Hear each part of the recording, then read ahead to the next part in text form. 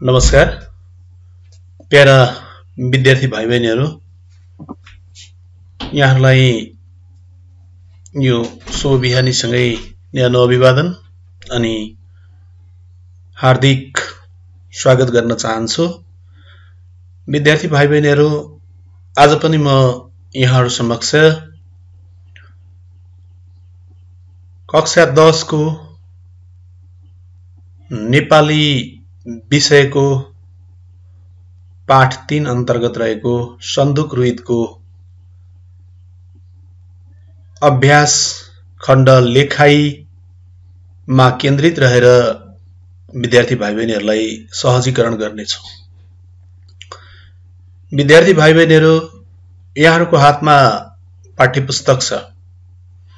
पाठ्यपुस्तकका अतिरिक्त विद्यार्थीको पहिचान भनेकै कलम र अभ्यास पुस्तिका पनि हो। विद्यार्थी भाइ बहिनीहरुले पाठ्यपुस्तक, कलम र उत्तर पुस्तिका सहित यो शिक्षण सहजी क्रियाकलापलाई सुनेर निर्देश गरिए अनुसारका अभ्यासहरू गर्न अनुरोध पनि गर्न चाहन्छु। विद्यार्थी भाइ बहिनीहरु,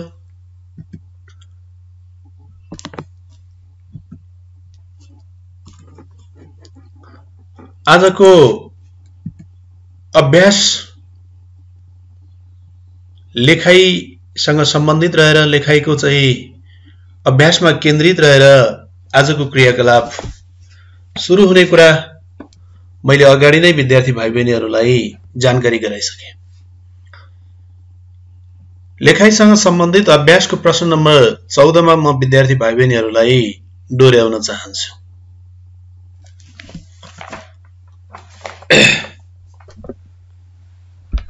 विद्यार्थी भाइ बहिनीहरु, प्रश्न नम्बर 14 यहाँहरुले पाठ्यपुस्तक पल्टाएर पेज नम्बर 24 हेर्नुभयो भने लेखाइको प्रश्न नम्बर 14 मा तलका प्रश्नको संक्षिप्त उत्तर दिनुहोस् फेला पार्न सक्नुहुनेछ। त्यसको क मा संक्षिप्त उत्तर दिने प्रश्न नम्बर क मा रुइतको बाल्यकाल कस्तो थियो? विद्यार्थी भाइ बहिनीहरु, यहाँहरुले डाक्टर सन्दुक रुइतको जीवनी पढिसक्नु भएको छ। जीवनी पढ्ने क्रममा उहाँको बाल्यकालको वर्णन पनि पढ्नु भएको छ। त्यसमा केन्द्रित रहेर यसको उत्तर लेख्नुपर्छ। यसको उत्तरमा लेख्दा व्यापारिक घरानामा जन्मिएका रुइत राताम्य गुराँस, ढकमक्क फुल्ने डाँडाहरू र सेताम्य हिउँले ढाकिएका हिमालका अनुपम मनोरम दृश्यहरूको दृश्यावलोकन गर्दै प्रकृतिको सुन्दर काखमा हुर्किएका थिए। उनको बाल्यकाल असाध्यै सुखमय, रमाइलो र लोभलाग्दो थियो भनेर यसको उत्तर लेख्न सक्नुहुनेछ। फेरि पनि सम्पन्न व्यापारिक घरानामा जन्मिएका रुइत ढकमक्क फुलेका राताम्य गुराँसले ढाकिएका डाँडाहरू, सेताम्य हिउँले ढाकिएका हिमालका अनुपम मनोरम दृश्यहरूको दृश्यावलोकन गर्दै प्रकृतिको सुन्दर काखमा हुर्किएका थिए। उनको बाल्यकाल असाध्यै सुखमय, रमाइलो तथा लोभ लाग्दो थियो। यसको उत्तर लेख्न सक्नुहुनेछ। प्रश्न नम्बर ख मा विद्यार्थी भाइ बहिनीहरुले पढ्न सक्नुहुनेछ। सन्दुक रुइतले डाक्टर बन्ने अठोट कसरी पूरा गरे? जीवनी पढ्ने क्रममा विद्यार्थी भाइ बहिनीहरु, उनका दाजुको असामयिक निधन भए पश्चात उनका बाबुको मस्तिष्कमा, मानस पटलमा, मनमा बाँचेको छोरो सन्दुकलाई डाक्टर बनाउने इच्छा जागृत भएर आयो। उनले आफ्नो छोरालाई डाक्टर बनाउनको लागि घरबाट फेरि दिनको कष्टप्रद यात्रा गर्दै दार्जिलिङ लगेर भर्ना गरेको कुराहरू यहाँहरुले पढिसक्नु भएको छ। हो, डाक्टर बनाउने उद्देश्यका साथ दार्जिलिङ लगेर पढ्नका लागि भर्ना गरिएका रुइत चीन र भारतको युद्धपछि नेपाल फर्किएर काठमाडौँ स्थित सिद्धार्थ वनस्थली स्कुलमा भर्ना भई 2000 2025 मा बीसम 2025 मा प्रवेशिका उत्तीर्ण गरे। त्रिचन्द्र कलेजमा आइएससी तहको अध्ययन पूरा गरी विक्रम सम्वत 2029 सालमा भारतको लखनऊ स्थित किङ्स जर्ज मेडिकल कलेजबाट छात्रवृत्ति प्राप्त गरी एमबीबीएस तहको अध्ययन पूरा गरेर आफ्नो डाक्टर बन्ने अठोट सपना साकार पारे। विद्यार्थी भाइ बहिनीहरू, पढ्नका लागि दार्जिलिङ भर्ना गरिएका डाक्टर रोहित चीन र भारतको युद्धका कारण दार्जिलिङका विद्यालयहरू बन्द भए। उनले नेपाल फर्कनु पर्यो। 5 वर्षको दार्जिलिङ बसाइपछि नेपाल फर्किएर उनलाई काठमाडौँ स्थित सिद्धार्थ वनस्थली स्कुलमा भर्ना गरियो। सोही स्कुलबाट रोहितले बीसम 2025 मा प्रवेशिका उत्तीर्ण गरे। त्रिचन्द्र कलेजबाट आइएससी तहको अध्ययन पूरा गरेका रोहित बीसम 2029 सालमा भारतको लखनऊ स्थित किङ्स जर्ज मेडिकल कलेजबाट छात्रवृत्ति प्राप्त गरी एमबीबीएस तहको अध्ययन पूरा गरेर आफ्नो डाक्टर बन्ने चाहना वा सपना वा अठोट साकार पारे। यसरी प्रश्न नम्बर ख को उत्तर तयार पार्नुहोला। गमा रिक्टेटोमी के हो र यसमार्फत आँखाको कसरी उपचार गरिन्छ भन्ने प्रश्न छ विद्यार्थी भाइ बहिनीहरू।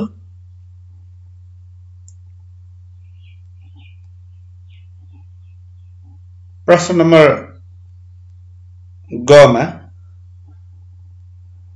14 को गमा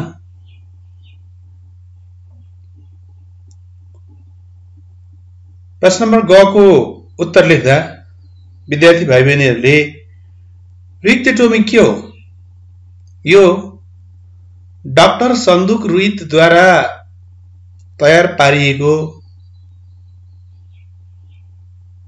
मोतियाबिन्दुको बिरामीहरूको आँखा उपचारमा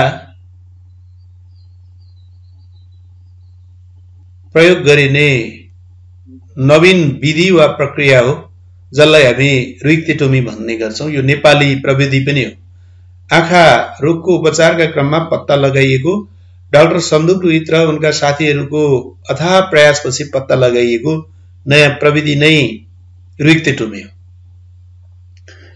यस विधि अनुसार आँखाको उपचार गर्दा आँखा रोगीहरूको मोतियाबिन्दुको कारणले आँखाको प्राकृत लेन्स ड्यामेज भएका बिरामीहरूको शल्यक्रियाबाट त्यो प्राकृत लेन्सको सट्टा रोहितद्वारा तयार पारिएको इन्ट्राओकुलर लेन्स बिरामीका आँखामा लगाइन्छ र यसरी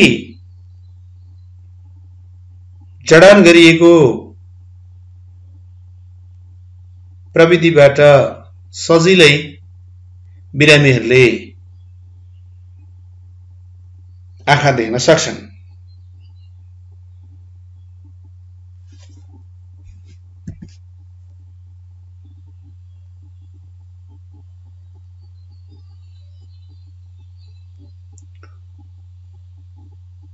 अब घमा विद्यार्थी भाइ बहिनीहरू हेर्नु होला। यहाँहरूले सन्दुक रोहित कसरी विश्वका चर्चित र सफल डाक्टर बने भन्ने प्रश्न छ। यसको उत्तर क ख ग को भन्दा अलिकति लामो रहेको छ विद्यार्थी भाइ बहिनीहरू।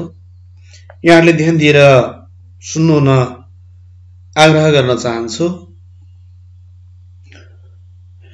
विद्यार्थी भाइ बहिनीहरू, डाक्टर फ्रेड हलोजको सहयोगमा विक्रम सम्वत 2043 सालमा मोतीबिन्दुको उपचारमा विशेषज्ञता हासिल गर्न अस्ट्रेलिया गएका रोहित आँखा उपचारमा सरल र सस्तो प्रविधिको आविष्कार र खोज अनुसन्धानमा क्रियाशील भए, जुन उनको रहर थियो, चाहना थियो।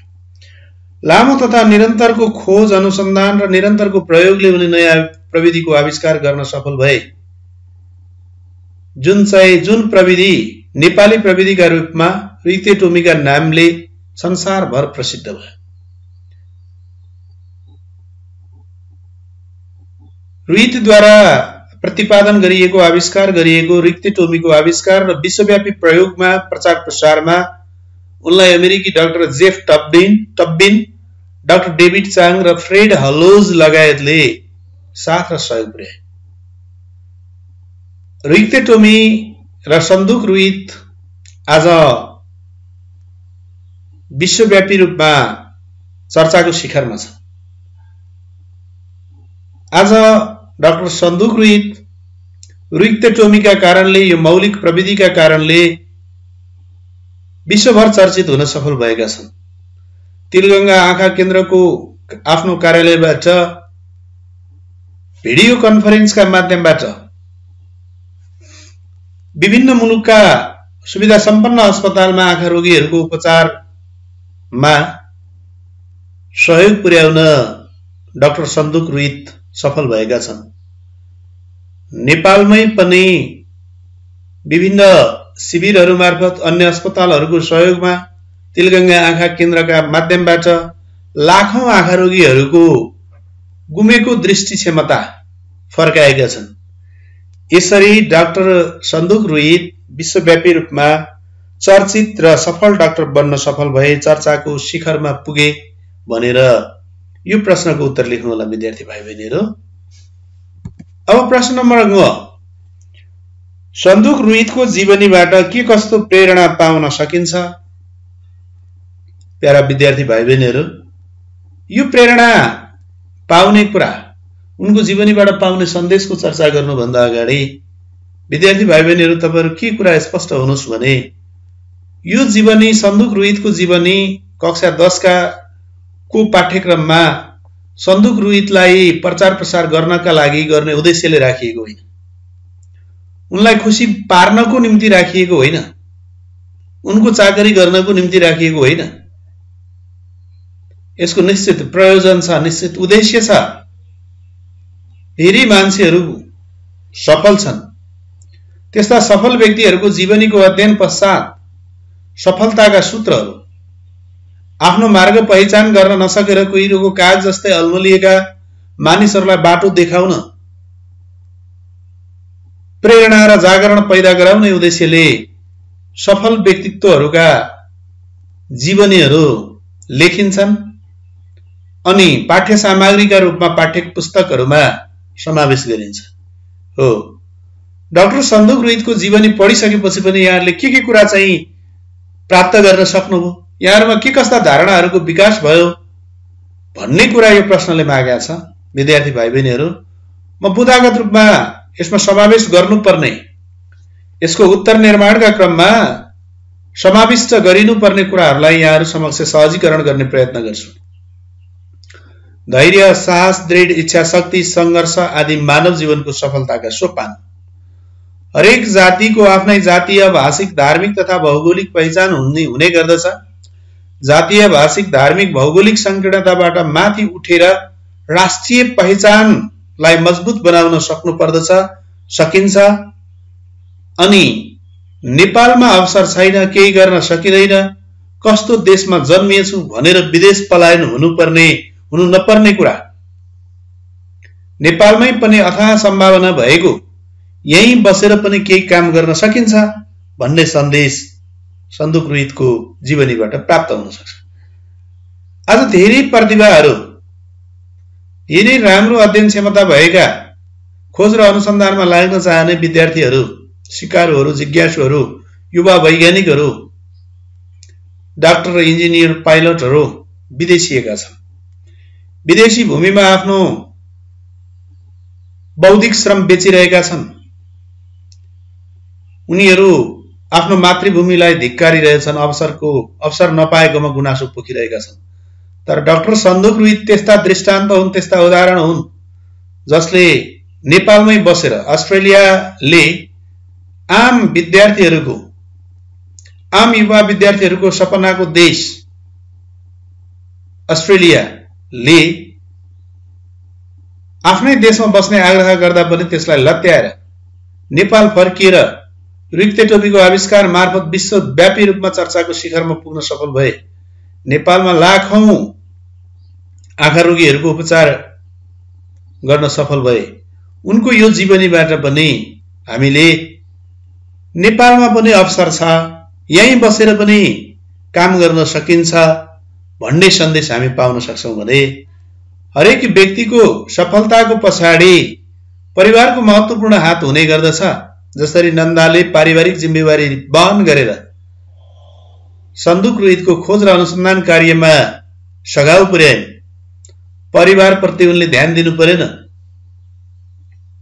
उनको समझदारीले, नन्दाको समझदारीले डाक्टर सन्दुक रोहितलाई अझै सफल बनाउन सहयोग पुर्यायो। त्यसैगरी हरेक व्यक्तिको सफलताका पछाडि उसको परिवारको महत्त्वपूर्ण हात रहेको हुने कुरा पनि यो जीवनीबाट सन्देशका रूपमा हामी पाउँछौं, प्रेरणाका रूपमा पाउँछौं। विद्यार्थी भाइ बहिनीहरू, डाक्टर सन्दुक रोहितको जीवनी पढिसकेपछि हामीले पाउने प्रेरणा मध्ये अर्को कुरा के हो भने हामी भूगोललाई देखाएर, दुर्गम र विकटतालाई देखाएर, त्यो एउटा परिस्थिति हामीले सामना गर्नु परेको विकटताको परिस्थिति, आर्थिक अभावको परिस्थिति, अनि चाहिँ अभिभावकको अशिक्षाको, गरिबीको परिस्थितिलाई चाहिँ तेर्स्याएर कारण बनाएर बहाना गरेर आफ्नो व्यक्तित्व विकासबाट पन्छिरहेका छौं, संघर्षबाट पछाडि हटिरहेका छौं। व्यक्तित्वको विकासका लागि भूगोल वा पारिवारिक अवस्था बाधक होइन, यो त साधक हो। व्यक्तिमा रहेको इच्छा शक्तिले, धैर्यताले, साहसले, उसको उच्च मनोबलले यस्ता सबै प्रतिकूलताहरूलाई अनुकूलतामा बदल्छ। जसरी पारिवारिक शोकका कारण आफ्नो परिवार छोडेर घरबाट टाढा बनेर बसेर निरन्तर संघर्ष गर्दै डाक्टर सन्दुक रोहित सफल डाक्टर बन्न सफल भए, त्यसैगरी हामीमा पनि दृढ इच्छा शक्ति भयो, उच्च आत्मबल भयो, संघर्ष गर्दै अगाडि बढ्यौं, धैर्य गर्यौं, पाएका अवसरहरूको सदुपयोग गर्यौं भने सफल हुन सक्छौं भन्ने सन्देश यो जीवनीबाट पाउन सकिन्छ। यी कुराहरू विद्यार्थी भाइ बहिनीहरूले उत्तरमा समावेश गर्नुहोला। विद्यार्थी भाइ बहिनीहरू 15 नम्बरमा हेर्नुभयो भने त्यहाँ पाठको 12औं अनुच्छेद पढेर मुख्य 5 वटा बुँदाहरू टिप्नुहोस् भनेको छ। 12औं अनुच्छेदलाई एकचोटि म विद्यार्थी भाइ बहिनीहरूको अगाडि सुनाउन चाहन्छु। भाइ बहिनीहरू, अनुच्छेद पढेर महत्त्वपूर्ण बुँदाहरूलाई यहाँहरूले सिसा कलमको माध्यमबाट रेखाङ्कन गर्नुभयो भने बुँदा टिपोटका लागि सजिलो हुन्छ। अहिले विश्वमै आँखाको समस्या गम्भीर रूपमा देखा परेको छ। बढ्दो प्रविधिसँगै आँखा रोगीहरूको संख्या पनि बढ्दैछ। मोतीबिन्दु, जलबिन्दु, उच्च रक्तचाप, मधुमेह र चोटपटकका कारण आँखाको दृष्टिशक्ति हराउँछ र मानिसमा दृष्टिविहीनता देखा पर्दछ। चस्मा दोष पनि दृष्टिविहीनताको अर्को कारण हो भने कयौं मानिस जन्मदै दृष्टिविहीनता देखा पर्दछ। आँखाको दृष्टिशक्तिलाई बचाइराख्न खानपान र आहार विहारमा एवं जीवनशैलीमा ध्यान दिनुपर्छ। हरियो सागसब्जी, फलफूल, गेडागुडी, दूध आदि खाद्य पदार्थले आँखालाई फाइदा गर्दछ। चुरोट र रक्सीले हाम्रो आँखालाई हानि पुर्याउँछ। लामो समयसम्म मोबाइल र कम्प्युटरमा बस्दा र धेरै समय टेलिभिजन हेर्दा पनि आँखाको दृष्टिशक्ति कमजोर हुन्छ। यसरी समस्यामा परेका आँखा रोगीहरूलाई रोहितले तिलगंगा आँखा केन्द्रलाई कर्मथलो बनाएर सेवा प्रदान गरिरहेका छन्। उनले तिलगंगा आँखा केन्द्रलाई एसिया क्षेत्रकै प्रमुख तालिम केन्द्र बनाउने सपना देखेका छन् भने नेपालका अन्य अस्पतालमा तथा देशभरि घुम्ती शिविर सञ्चालन गरेर पनि सेवा दिइरहेका छन्। अहिले उनी तिलगंगा आँखा केन्द्र मार्फत विश्वका डाक्टरहरूलाई नेपाली प्रविधि सिकाइरहेका छन्। आगामी दिनमा उनी विश्वका करिब 9-10 वटा देशमा तिलगंगा जस्तै आँखा अस्पताल र अनुसन्धान शाखाहरू खोल्ने योजनामा छन्। विद्यार्थी भाइ बहिनीहरूले पक्कै पनि यो 12औं अनुच्छेद सुन्नुभयो। अब यहाँहरूलाई बुँदा टिपोट गर्नुहोला। बुँदा टिपोट गर्दा यहाँहरूका बुँदामा पक्कै पनि निम्न बुँदाहरू समेटिन्छन् भन्ने मैले विश्वास लिएको छु। प्रविधिको बढ्दो प्रयोगसँगै विश्वमा आँखा रोगीको संख्या बढ्दो छ। मोतीबिन्दु, जलबिन्दु, उच्च रक्तचाप, मधुमेह, चोटपटक, चुरोट रक्सीको सेवन, मोबाइल, कम्प्युटर र टेलिभिजनको अत्यधिक प्रयोग आदि दृष्टिविहीनताका प्रमुख कारण हुन्। आहार विहार र जीवनशैलीकामा ध्यान दिन सके दृष्टिशक्ति बचाउन सकिन्छ। तिलगंगा आँखा केन्द्रलाई कर्मथलो बनाएर देशभर शिविर, अन्य अस्पताल मार्फत सेवा दिएका विदेशी डाक्टरलाई रिक्ते टोपी सिकाइरहेका रोहितको विश्वका 9-10 वटा देशमा आँखा अस्पताल खोल्ने लक्ष्य रहेको यी कुराहरू विद्यार्थी भाइ बहिनीहरूको प्रश्न नम्बर 15 को बुँदा टिपोटमा समावेश हुनुपर्दछ। विद्यार्थी भाइ बहिनीहरू 16 मा भावी स्पष्ट गर्नुहोस् भनिएको छ। विद्यार्थी भाइ बहिनीहरूलाई मैले अघिल्ला सहजीकरण कक्षाहरूमा अघिल्ला सहजीकरणहरू मार्फत पनि सप्रसंग व्याख्याको कुरा, भाव विस्तारको कुरा, भावार्थ लेखनको कुराका बारेमा यही कुरा बताइसकेको छु। त्यसैले त्यसतर्फ म जान चाहन्न। 16 को क मा हेर्नुहोला, प्रत्येक जातिको आफ्नो जातीय, भाषिक र धार्मिक पहिचान हुन्छ।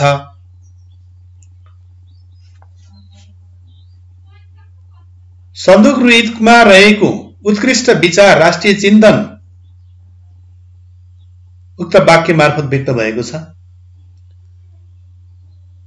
हरेक राष्ट्रको सीमाभित्र अनुबन्धित बसोबास गर्ने मानिसको आफ्नै जातीय, भाषिक, धार्मिक विविधता पाइन्छ। यो स्वाभाविक हो। उपरोक्त विविधताहरूको माध्यमबाट एकताबाट नै राष्ट्रियताको निर्माण हुन्छ, राष्ट्रियता बनेको हुन्छ। राष्ट्रियता भन्ने कुरा अमूर्त हुन्छ विद्यार्थी भाइ बहिनीहरू, यो प्रदर्शन गर्ने कुरा होइन। त्यो राष्ट्रियतालाई बचाउनको निम्ति हरेक देशभित्र बसोबास गर्ने, आफ्नो सीमाभित्र बसोबास गर्ने, अलग अलग भूगोलमा बसोबास गर्ने, अलग अलग भाषा, धर्म, जात र पहिचान भएका मानिसहरूको सम्मान हुन जरुरी छ। एकले अर्कोको भाषाको, धर्मको, जातीय पहिचानको सम्मान गर्न सक्यौं भने सामाजिक सद्भाव कायम गर्न सकिन्छ। यही सामाजिक सद्भाव एकतामा परिवर्तन हुन्छ र राष्ट्रिय एकता मजबुत हुन्छ। राष्ट्रिय पहिचान बचाउन सकिन्छ, राष्ट्रिय एकतालाई कायम गर्न सकिन्छ, अक्षुण्णता कायम गर्न सकिन्छ। त्यसैले मानिसहरूले जातीय, भाषिक र धार्मिक पहिचान भन्दा माथि उठ्नु पर्दछ। जातका कुरा आफ्नो जातिमा गरौँला, भाषाको कुरामा आफ्नो भाषिक समुदायमा गरौँला, धर्मका कुरा आफ्नो धर्मको धार्मिक समुदायमा गरौँला। तर यी सबै कुरा भन्दा हामी माथि उठ्नु पर्दछ। सबैभन्दा पहिलो कुरा चाहिँ राष्ट्रिय पहिचान हो। भाइ बहिनीहरूले कविवर माधव घिमिरेद्वारा लेखिएको नेपालै नरहे कविता सुन्नु भएको होला। नेपाली हामी रहौँला कहाँ, नेपालै नरहे, नेपालै नरहे, उचाइ हाम्रो चुलिन्छ कहाँ, हिमालै नरहे। विद्यार्थी भाइ बहिनीहरू हो, हामी विभिन्न जातका हौँला, भाषासँग जोड्यौँला, संस्कृतिसँग जोड्यौँला, धर्मसँग जोड्यौँला। त्यसका लागि पहिले हाम्रो राष्ट्रिय पहिचान हुनु पर्यो। त्यो राष्ट्रिय पहिचान भनेको नेपालको राष्ट्रिय पहिचान हो। नेपालको राष्ट्रियतालाई, राष्ट्रिय पहिचानलाई माथि उठाउँ। हामी सबै नेपालीहरूले, तराईमा बस्ने विभिन्न मधेसी मूलका नागरिकहरूले, पहाडमा बस्ने पहाडिया मूलका नागरिकहरूले, हिमालमा बस्ने शेर्पा मूलका अनि विभिन्न जात जातिका मानिसले आफ्नो जातीय, भाषिक, धार्मिक तथा भौगोलिक पहिचानबाट माथि उठेर राष्ट्रिय पहिचानलाई प्राथमिकता दिनुपर्छ भन्ने विचार उपरोक्त वाक्यांश मार्फत व्यक्त भएको छ। यो कुराहरू विद्यार्थी भाइ बहिनीहरूले आफ्नो व्याख्यामा उल्लेख गर्नुहुन्छ भन्ने मैले विश्वास लिएको छु। त्यसैगरी ख नम्बरमा छ विद्यार्थी भाइ बहिनीहरू, नेपालको एउटा दुर्गम गाउँमा जन्मिएका रुइत अहिले विश्वभर चर्चाको शिखरमा छ। विद्यार्थी भाइ बहिनीहरू, यो रुइतको जीवनसँग सम्बन्धित रहेको वाक्यांश छ। रुइत, सन्दुक रुइत विश्व प्रसिद्ध हुन सफल भएको सन्दर्भ व्यक्त भएको छ। रुइतको जन्म विद्यार्थी भाइ बहिनीहरूले थाहा पाइसक्नुभयो। नेपालको अत्यन्तै विकट मानिएको दुर्गम मानिने ताप्लेजुङ जिल्लाको ओलाङचुङ्गोलामा भएको थियो, जहाँ चाहिँ सदरमुकामबाट 24 घण्टा भन्दा बढी हिँड्नु पर्थ्यो पुग्नको निम्ति। अथक साधनाले, दृढले, उच्च आत्मबलका कारणले, इच्छा शक्तिले, संघर्षले, निरन्तर परिश्रमले, खोज अनुसन्धानले अवसरको सदुपयोग पाएर उनी विश्वचर्चित हुन सफल भए। एउटा व्यापारीको छोरो डाक्टर बन्न सफल भए। व्यक्तित्व विकासमा भूगोल वा दूरी बाधक नहुने तथ्य उजागर गरिएको छ। कुनै पनि व्यक्तिको सफलताका पछाडि उसको परिवारको रचनात्मक सहयोग हुन्छ। उसमा चाहिँ आत्मबल हुनु जरुरी छ, इच्छा शक्ति हुनु पर्दछ। व्यक्तिले परिश्रम गर्ने हो भने, लगनशीलता देखाउने हो भने, जसरी डाक्टर सन्दुक रुइत जनरल फिजिशियनबाट, सामान्य चिकित्सकबाट वरिष्ठ आँखा रोग विशेषज्ञ बने, त्यति मात्रै होइन, एउटा वैज्ञानिकका रूपमा इन्ट्राओकुलर लेन्स नेपाली मौलिक प्रवृत्ति पत्ता लगाउन सफल भए र उनी आज विश्वको चर्चाको शिखरमा छन् भन्ने भाव वा आशय उपरोक्त वाक्यांश मार्फत व्यक्त भएको छ भनेर यहाँहरूले आफ्नो उत्तरमा समाविष्ट गर्नुहोला। विद्यार्थी भाइ बहिनीहरू, यहाँहरूले यो भाव स्पष्ट गर्नुहोस्। सँग सम्बन्धित दुईवटा सहजीकरणका मैले सामान्य केही कुराहरू, यसमा समावेश गर्नुपर्ने आधारभूत कुराहरू मात्रै सहजीकरण गरेका छु। योभन्दा विद्यार्थी भाइ बहिनीहरूले अझै अब्बल उत्तर दिन सक्नुहुनेछ। यसमा उमेरले व्यक्तिको परिपक्वताका लागि, सिकाइका लागि उमेर अनुभव मात्रै हुँदैन, त्यसमा उसले गरेको लगनशीलता पनि महत्त्वपूर्ण पक्ष हो। पक्कै पनि विद्यार्थी भाइ बहिनीहरूले अभ्यास गर्नुहुनेछ। अब विद्यार्थी भाइ बहिनीहरूलाई म प्रश्न नम्बर 17 मा केन्द्रित गराउन चाहन्छु, जहाँ चाहिँ स र स को प्रयोग सम्बन्धी हामी दुई किसिमका स भन्छौं, जसलाई हामीले मोटो स भन्ने गरेका छौं। यहाँ विद्यार्थी भाइ बहिनीहरूले अगाडि लेखिएको स लाई देख्न सक्नुहुनेछ। अनि अर्को स लाई पातलो स भन्ने गरेका छौं, कसैले तालवे स, दन्ते स पनि भन्ने गरेका छन्। यो स को कुराहरू छ। यो अभ्यास गर्नुभन्दा अगाडि म विद्यार्थी भाइ बहिनीहरू समक्ष केही सहजीकरण गर्ने प्रयत्न गर्छु। विद्यार्थी भाइ बहिनीहरू, यहाँहरूले सुन्नै भएको होला, बुझ्नैलाई कठिन, बुझे झन कठिन, झन झन बुझ्यो झन कठिन। फेरि दोहोऱ्याउँ विद्यार्थी भाइ बहिनीहरू, बुझ्नैलाई कठिन, बुझे झन कठिन, झन झन बुझ्यो झन कठिन। मैले यो उदाहरणलाई, यो श्लोकलाई किन विद्यार्थी भाइ बहिनीहरूको समक्ष प्रस्तुत गरे?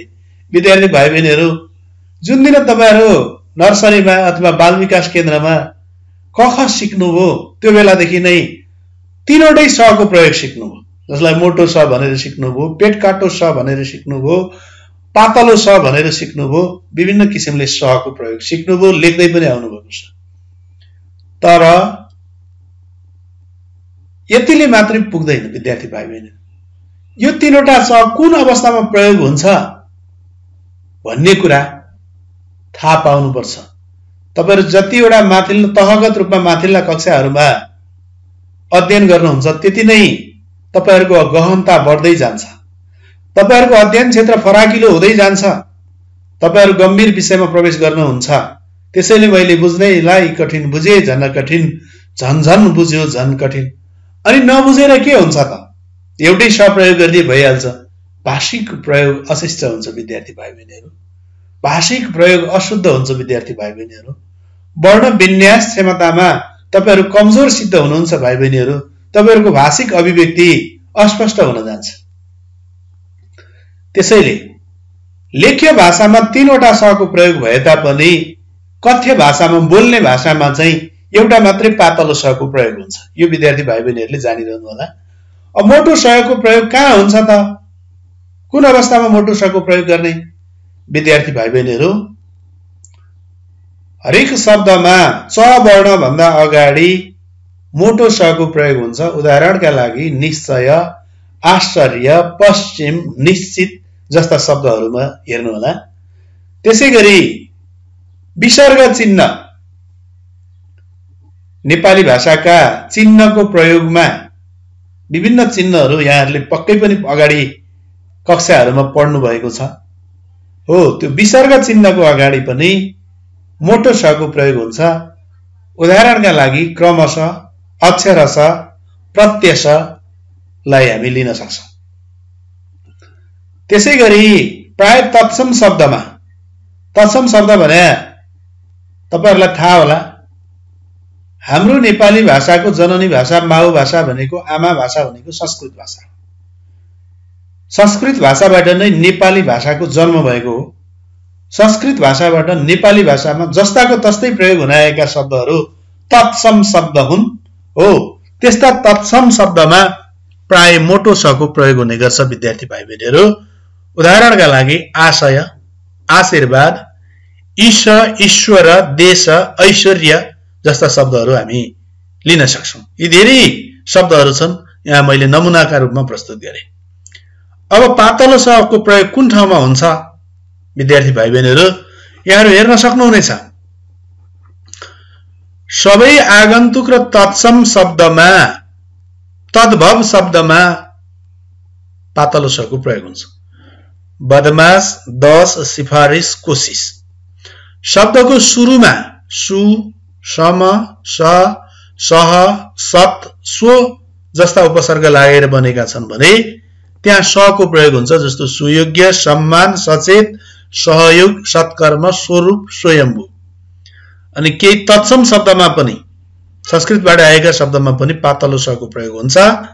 साक्षी, प्रयास, सरस्वती, नमस्ते, सीमित, हिंसा, साक्षात जस्ता शब्दहरू छन्। अब विद्यार्थी भाइ बहिनीहरू यो स र शको नियमलाई आधार मानेर पाठमा रहेका कुराहरूलाई खोजेर शको प्रयोग भएका शब्दहरू तपाईहरुले खोजी गर्नुपर्नेछ। पातलो शको प्रयोग भएका शब्दहरू खोजी गरेर उत्तर लेख्नुपर्नेछ। जस्तो मोटो शको प्रयोग भएका शब्दहरू अध्ययनशील, प्रवेशिका, पातलो शको प्रयोग भएका शब्दहरू स्कुल, समय, यस्ता अन्य पनि शब्दहरू टिप्पणी गरेर लेख्नु होला। विद्यार्थी भाइ बहिनीहरू त्यहाँनिर प्रश्न नम्बर 18 मा हेर्नुभयो भने यहाँहरूले ह्रस्व इकार र दीर्घ इकार लागेका 5-5 वटा शब्द लेख्नुहोस् भनिएको छ। यसमा पनि म अलिकति व्याकरणमा सहजीकरण गरौँ। ह्रस्व इकार इ लेखिएको छ। अ आ इ पढ्दाखेरि तपाईहरुले दुईटा इ पढ्नु भएको छ। कसैले छोटो इकार, कसैले बडै इकार भनेर दुईवटा इ, कसैले ह्रस्व इ, कसैले दीर्घ इ भनेर सर गुरुबा गुरुआमाहरूले भाइ बहिनीहरूलाई अवधारणा विकास गराउनु भएको छ।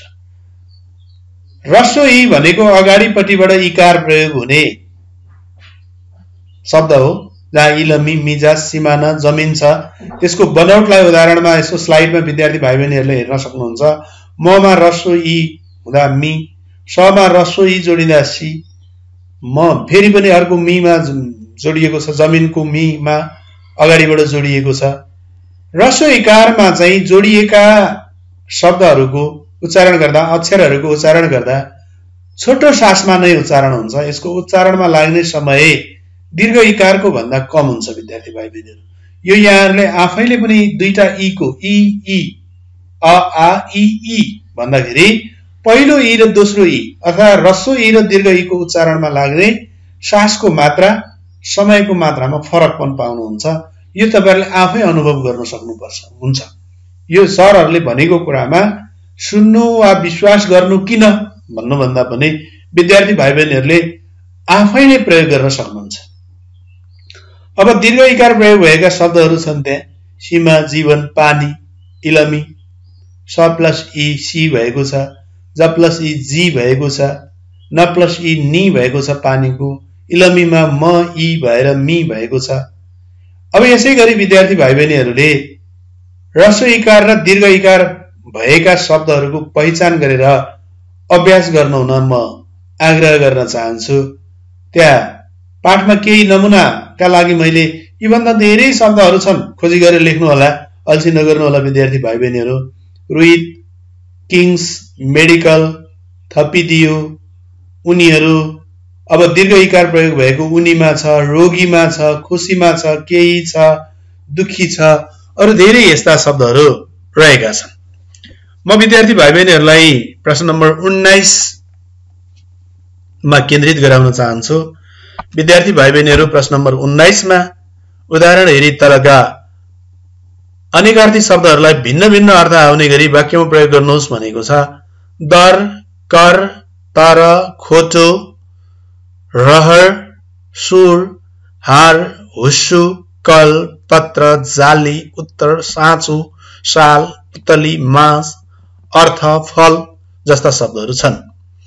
विद्यार्थी भाइ बहिनीहरू यहाँहरूले कक्षा 9 मा, कक्षा 8 मा पनि व्याकरण पढ्दाखेरि अनेकार्थी शब्द के हो भनेर पढ्नु भएको छ। अलिकति म यहाँहरूलाई पूर्व ज्ञानतर्फ, यहाँहरूको पूर्व सिकाइतर्फ केन्द्रित गराउन चाहन्छु।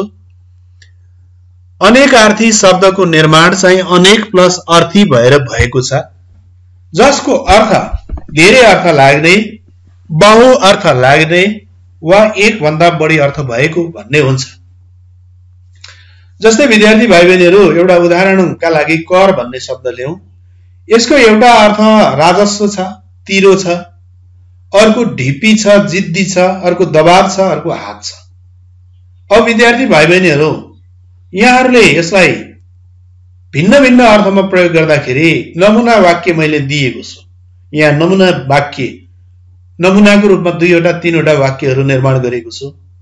यसै गरी विद्यार्थी भाइ बहिनीहरूले पनि कम्तीमा 2टा प्रत्येक शब्दको भिन्न भिन्न अर्थ खुल्ने गरी भिन्न भिन्न अर्थमा वाक्यमा प्रयोग गर्नुपर्नेछ। सरकारले सबै उद्योग व्यवसायहरूलाई कोरोना महामारीको प्रभावले गर्दा तिर्नुपर्ने करमा, राजस्वमा 10% छुट दिने निर्णय गरेको छ। साथीहरू, मलाई फुटबल खेलमा सहभागी हुन कर गर्दैछन् जिद्दी ढिपी, उसको दायाँ करमा गहिरो चोट लागेको छ, दाहिने हातमा दायाँ करमा गहिरो चोट लागेको छ। यसरी विद्यार्थी भाइ बहिनीहरूले माथि दिएका शब्दहरूको वाक्यमा प्रयोग गर्नुहोला। फेरि पनि म विद्यार्थी भाइ बहिनीहरू, अभ्यासले मानिसलाई पूर्ण बनाउँछ। मैले कक्षा 8 मा व्याकरण पढे, अब पढ्नु पर्दैन। कक्षा 9 मा व्याकरण पढे, पढ्नु पर्दैन। कक्षा 10 मा पनि पढिरहनु पर्छ, 11 मा पनि पढिरहनु पर्छ। म पनि पढ्दैछु। म जस्तै धेरै नेपाली गुरुहरू व्याकरण पढिरहनु भएको छ, लेखिरहनु भएको छ। व्याकरण आफै तयार गर्ने गुरुहरूले समेत अरूले कसरी अवधारणा दिएका रहेछन् भनेर नयाँ नयाँ कुराको खोजीको लागि पढिरहनु भएको छ। अभ्यासले मानिसलाई पूर्ण बनाउँछ। म विद्यार्थी भाइ बहिनीहरूलाई व्याकरणका लागि, नेपाली भाषाको व्याकरणको प्रयोग सम्बन्धी विभिन्न प्रकाशनले निर्माण गरेका, तयार गरेका, प्रकाशन गरेका व्याकरणहरू सिफारिस गर्न चाहन्छु। विद्यार्थी भाइ बहिनीहरू, भुँडी पुराण प्रकाशनले तयार गरेको माध्यमिक नेपाली व्याकरण र रचना छ। त्यसै गरी विद्यार्थी पुस्तक भण्डारले तयार गरेको नेपाली व्याकरण, रचना र अभिव्यक्ति भन्ने छ। एसिया पब्लिकेसनको सुनौलो नेपाली व्याकरण लगायत धेरै काष्ठमण्डपको प्रकाशनको यस्ता धेरै व्याकरण किताबहरूलाई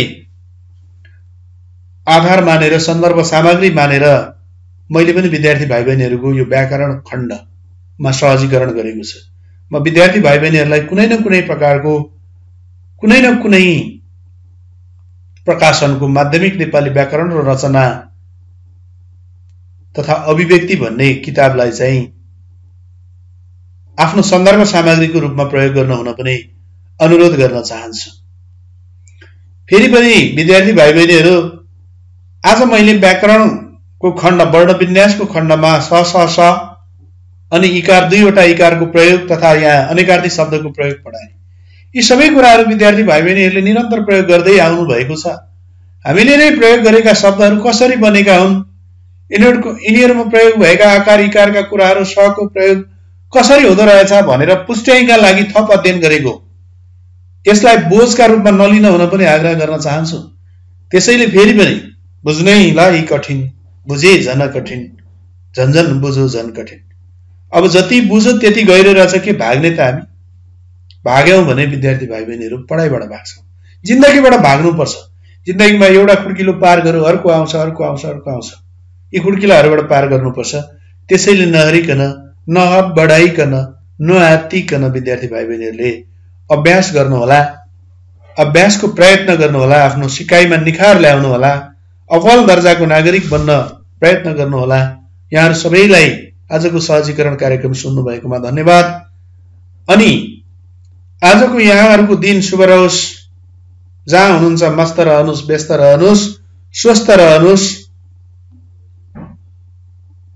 नमस्कार, धन्यवाद।